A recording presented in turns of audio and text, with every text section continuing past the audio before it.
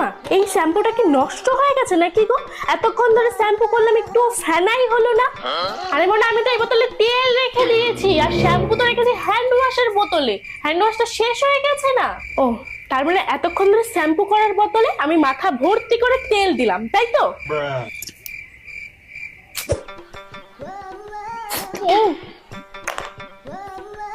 ও মা, এই বিস্কুট গুলোতে সার্ফের গন্ধ কেন বেরোচ্ছে?